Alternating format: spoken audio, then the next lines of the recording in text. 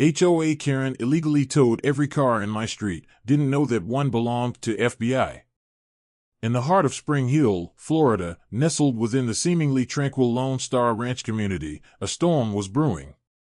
It wasn't the kind that brought rain and thunder, but one that would shake the very foundations of neighborly trust and challenge the limits of power. A crisp February morning in 2023.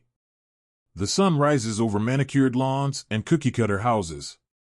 But something is amiss. The usual symphony of car engines starting, the familiar sight of neighbors leaving for work, it's all eerily absent. Instead, an unsettling silence blankets the neighborhood. As residents step out of their homes, rubbing sleep from their eyes, they're met with an unbelievable sight. Every single car on the street, gone. Vanished. As if plucked from driveways by some mischievous giant in the dead of night. But this was no act of magic or mischief. This was the handiwork of one person, the president of the Homeowners Association. A woman who had, over time, earned herself the moniker HOA Karen for her increasingly draconian rules and enforcement. What Karen didn't realize, as she orchestrated this brazen display of power, was that among those towed vehicles was one that belonged to an FBI agent. In her zeal to assert dominance, she had unwittingly set in motion a chain of events that would not only challenge her authority but expose a web of corruption that ran deeper than anyone could have imagined. Before we continue, tell us where you're watching from in the comment section, and don't forget to like, comment, and hit the subscribe button for more of these gripping stories. This is not just a tale of one neighborhood's struggle against tyranny. It's a story that strikes at the heart of what it means to be a community. It's about the thin line between order and oppression, about the courage it takes to stand up against injustice, and about the unexpected ways justice can be served. As we unravel the events of that fateful morning and its aftermath, we'll witness how a single act of overreach became the catalyst for change, exposing the cracks in a system meant to protect homeowners but often used to control them. Join us as we explore how the residents of Lone Star Ranch, faced with the shock of their violated property rights, banded together to challenge the very institution that was supposed to represent their interests. We'll see how an FBI agent's involvement turned a local dispute into a federal investigation, uncovering layers of misconduct that had long been hidden behind closed doors and carefully worded bylaws. This is a story of resilience, of a community pushed to its limits, and of the unexpected hero that emerged from the most unlikely of circumstances. It's a cautionary tale for HOAs across the nation and a beacon of hope for homeowners who feel powerless in the face of unchecked authority. As we delve into this extraordinary series of events, ask yourself, how far would you go to protect your home, your rights, and your community?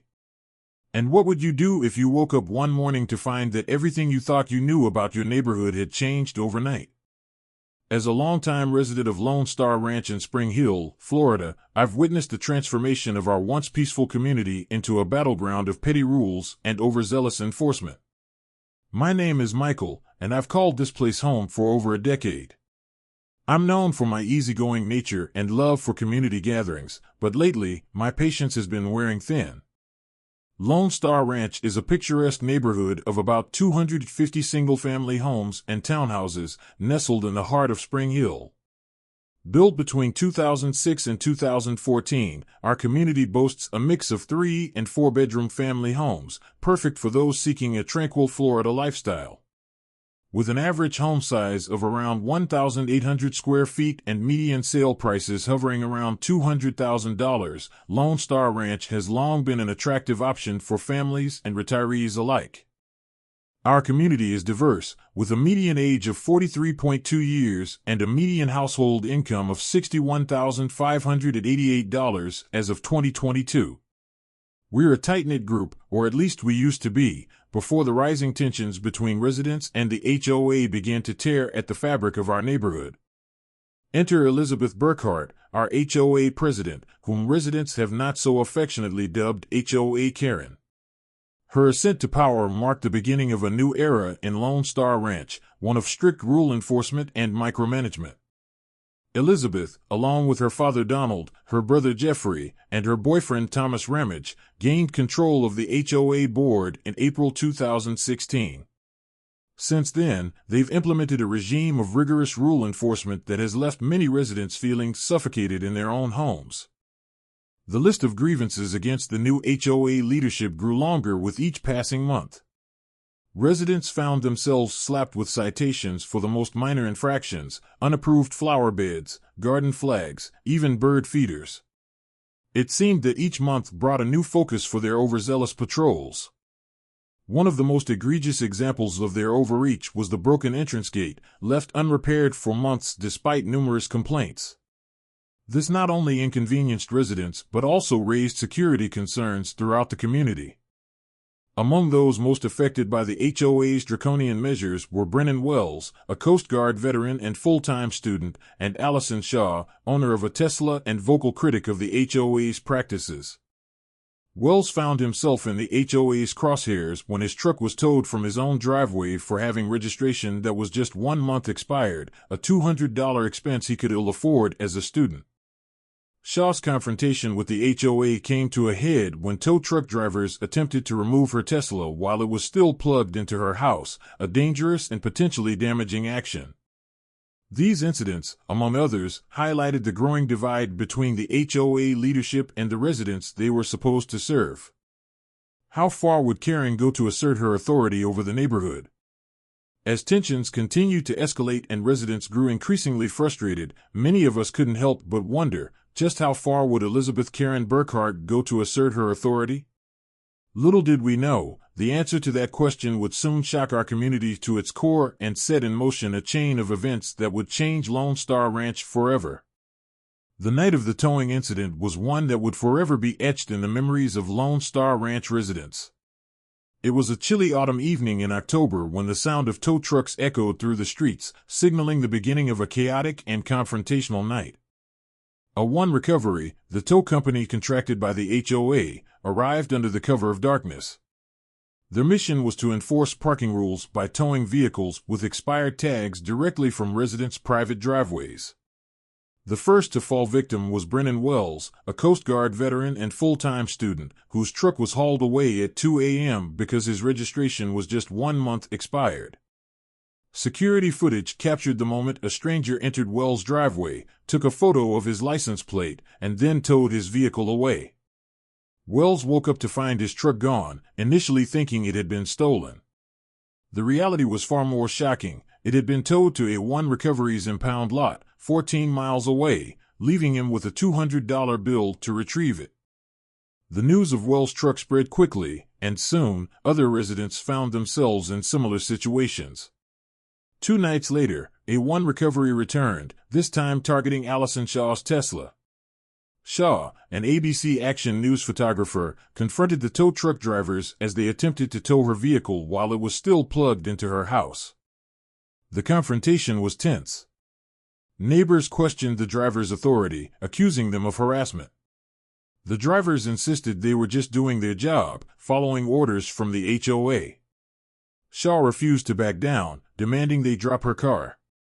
The drivers threatened to call the police unless she paid a $75 drop fee. As the standoff continued, Pasco County Sheriff's deputies arrived on the scene. They informed the tow truck drivers that they had no authority to be on private property and that towing vehicles without proper authorization constituted theft. The drivers were forced to leave, but not before they threatened to return. In the midst of this chaos, a critical piece of information emerged. One of the towed vehicles belonged to an FBI agent. This revelation sent shockwaves through the community and the HOA leadership. The involvement of a federal agent raised the stakes significantly, transforming what was initially a local dispute into a matter of federal concern. How will the involvement of a federal agent change the course of events? As the story unfolds, it becomes clear that this single act of towing an FBI agent's vehicle would be the catalyst for a broader investigation, exposing potential corruption and abuse of power within the HOA and its dealings with a One Recovery. The question on everyone's mind was, how would this new development impact the HOA's future and the lives of Lone Star Ranch residents? As the drama unfolded in Lone Star Ranch, the arrival of law enforcement marked a turning point in the saga. Pasco County Sheriff's deputies responded to the scene, their presence a stark reminder of the HOA's overreach. On the night of the confrontation, Pasco County Sheriff's deputies arrived at the scene, their lights illuminating the tense standoff between residents and tow truck drivers. The deputies were firm but calm, informing the drivers that they had no authority to remove vehicles from private property. This was a clear violation of Florida law, which requires specific conditions to be met before towing can occur, including proper signage and authorization from property owners or their representatives. The deputies' words were a lifeline for residents who had been feeling powerless against the HOA's aggressive enforcement. As the tow trucks retreated, a sense of relief washed over the community, but it was short-lived. The real work was just beginning. The towing incident highlighted several legal issues. In Florida, towing companies must notify local law enforcement within 30 minutes of completing a tow and must have clear signage indicating tow-away zones. However, these requirements do not apply to single-family residences unless specific conditions are met, such as obtaining permission from the homeowner or having explicit signage. The HOA's actions raised questions about their authority to allow towing on private property without explicit consent from homeowners. The lack of transparency and communication about the towing contract and its terms further exacerbated tensions. In the aftermath, residents banded together to challenge the HOA's actions. They requested documentation of the parking rules and the contract with a one recovery, seeking clarity on the HOA's authority to enforce such strict measures. Many filed formal complaints with local authorities, pushing for a review of the HOA's practices and the towing company's actions. The community's collective effort was a testament to their resilience and determination to protect their rights. It was a moment of unity, as neighbors who had previously felt isolated by the HOA's actions found strength in numbers. Faced with mounting pressure, the HOA board decided to suspend towing services with a one recovery.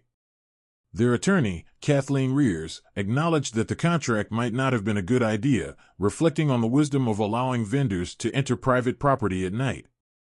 This decision was a significant concession, marking a shift in the HOA stance. However, it was clear that more needed to be done to address the underlying issues and rebuild trust within the community. The involvement of an FBI agent, whose vehicle was among those towed, added a new layer of complexity to the situation. It led to a broader investigation into potential corruption and kickbacks between the HOA and A1 Recovery. The FBI's interest signaled that this was no longer just a local issue but a matter of federal concern. As the investigation unfolded, residents wondered if it would uncover deeper systemic problems within the HOA and its dealings with towing companies. The possibility of corruption raised questions about the integrity of the HOA leadership and their motives for enforcing such strict rules. What lasting changes will this incident bring to the community and HOA regulations? As the dust settles, the community of Lone Star Ranch is left to ponder the long-term impact of this ordeal. Will it lead to reforms in HOA governance and towing practices? How will it affect the relationship between residents and their HOA? The answers to these questions will shape the future of our community and serve as a lesson for HOAs across the nation. As we conclude the story of Lone Star Ranch and the saga of HOA Karen, it's essential to reflect on the broader implications of this tale. The events that unfolded in this quiet suburban neighborhood serve as a powerful reminder of the importance of community solidarity and the need for vigilance in the face of unjust authority. To all viewers, we urge you to take a proactive role in understanding your rights as homeowners. Research your local HOA regulations and towing laws. Know what protections are in place to safeguard your property and your rights. By being informed, you empower yourself and your community to stand against abuses of power. If you're part of an HOA, attend board meetings, ask questions, and demand transparency. Your participation is crucial in ensuring that your community remains a place where everyone feels safe and respected. The story of Lone Star Ranch is a testament to the strength that comes from unity.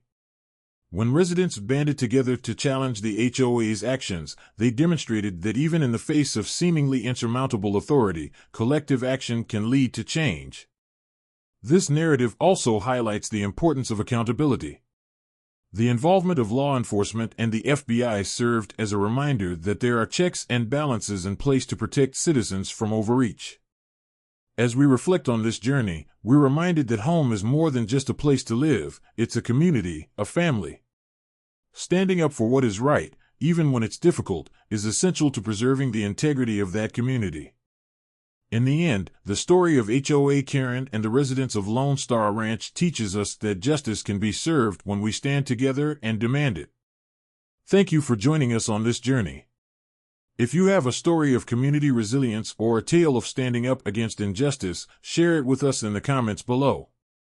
Don't forget to like, comment, and subscribe for more gripping stories of courage and determination.